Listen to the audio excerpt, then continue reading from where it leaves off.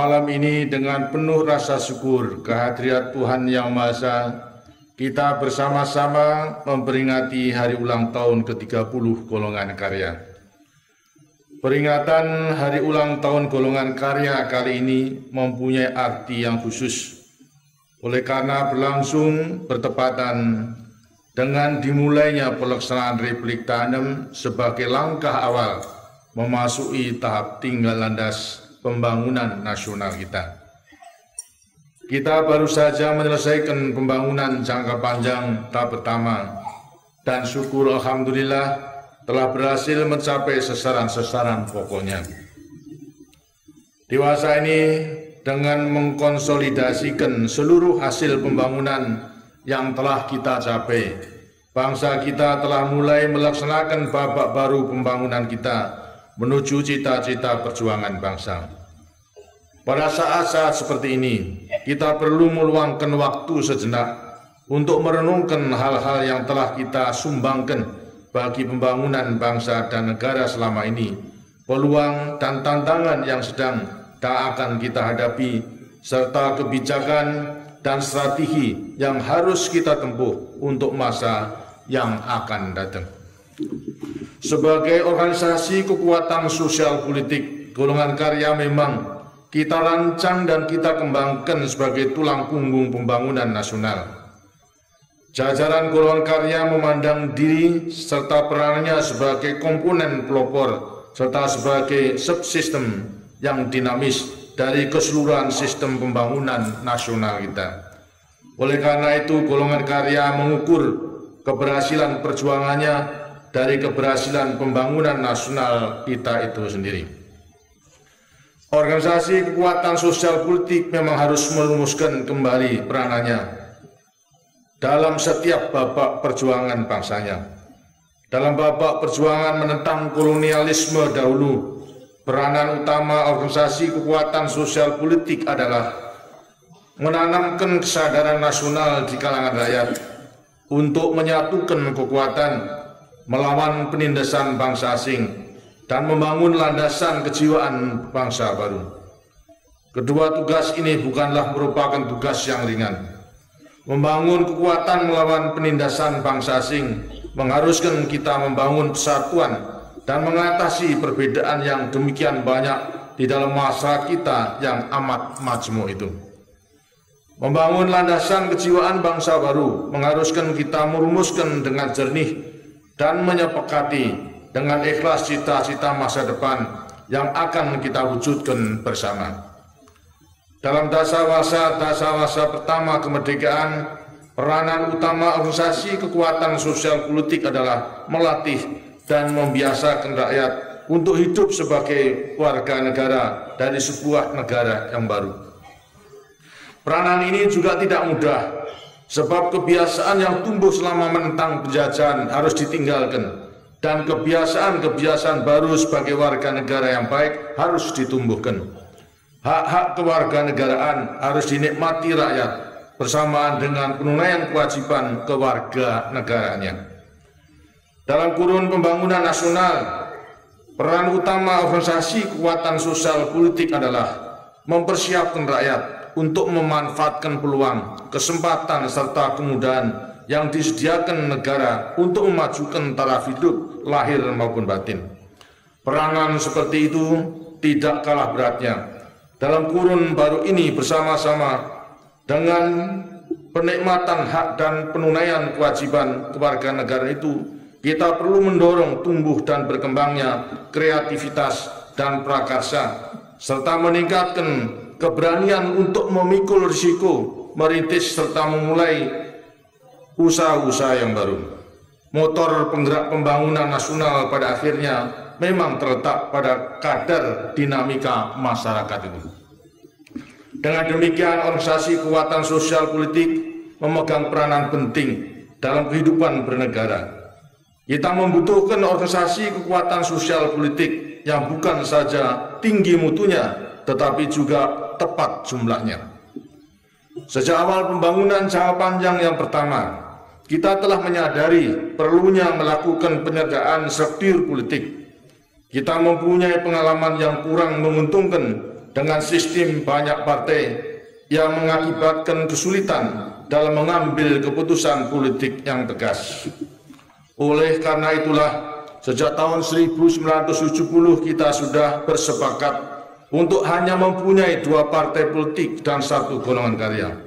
Tatanan ini telah menyumbangkan stabilitas politik yang sangat kita perlukan untuk menopang pembangunan.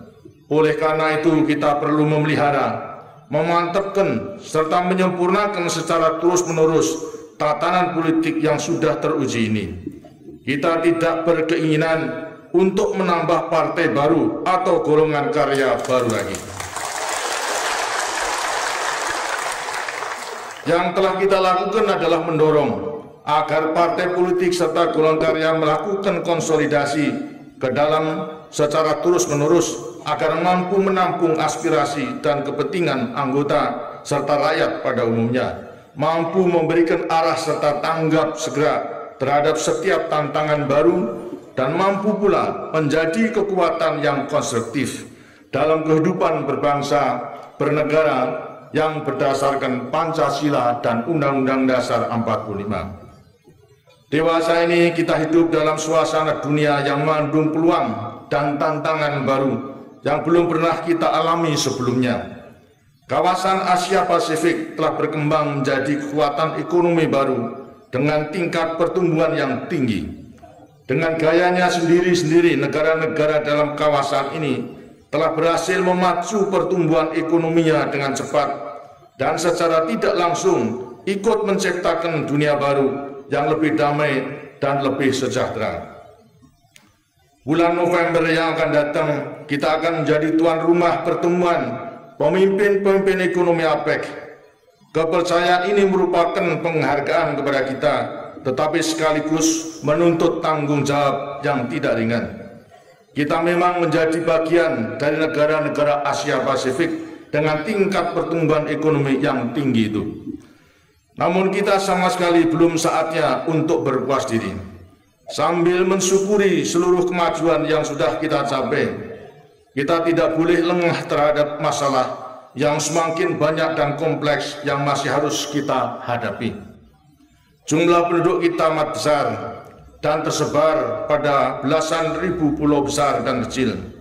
Tugas mempersiapkan seluruh lapisan rakyat kita untuk memanfaatkan peluang serta kesempatan yang terbuka dalam dunia baru ini bukan main besarnya. Kita tidak hanya mendidik serta melatih kaum muda dengan kemahiran profesional serta keterampilan teknis yang dibutuhkan, tetapi juga mendidik dan melatih kembali orang-orang yang telah memperoleh pendidikan dalam tatanan serta suasana yang lama. Sasaran yang harus kita capai dalam tahun-tahun mendatang adalah peningkatan kualitas sumber daya manusia.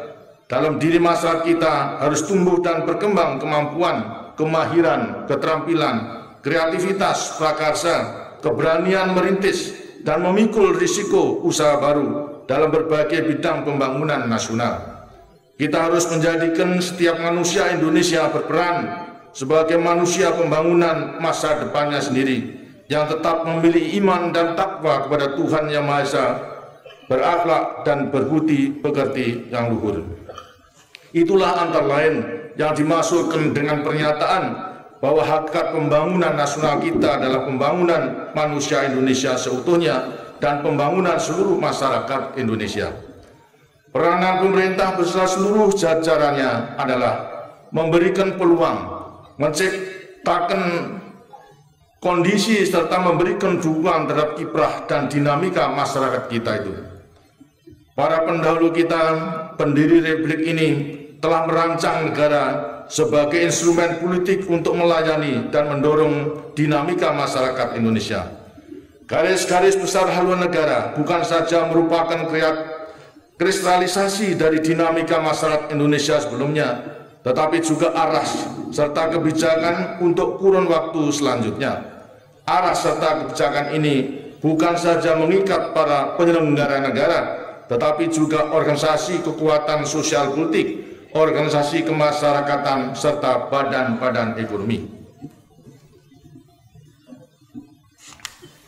Seluruh jajaran golongan karya, baik di tingkat pusat maupun tingkat daerah, perlu menata dirinya untuk menjawab tantangan dunia baru itu. Keberhasilan yang telah dicapai selama ini perlu dimanfaatkan serta dilembagakan. Kelemahan serta kerawanan yang terlihat harus ditelaah, dikaji, dan dibenahi. Kebocoran serta pemborosan sumber daya pembangunan secara terencana dan terkendali dikurangi, dicegah, dan ditangkal. Kekuatan dan kemampuan yang sudah dimiliki didaya gunakan secara terarah. Kepatuhan kepada disiplin serta tertib hukum ditingkatkan. Kader-kader baru disiapkan, dididik, dilatih, ditugaskan, serta diberi tanggung jawab dalam bidang serta profesi yang dipilihnya. 5 tahun sekali rakyat Indonesia akan menentukan pilihan terhadap 3 organisasi kekuatan sosial politik yang ada, yang akan dipercayainya untuk membawa aspirasi dan kepentingannya dalam lembaga penyelenggara negara.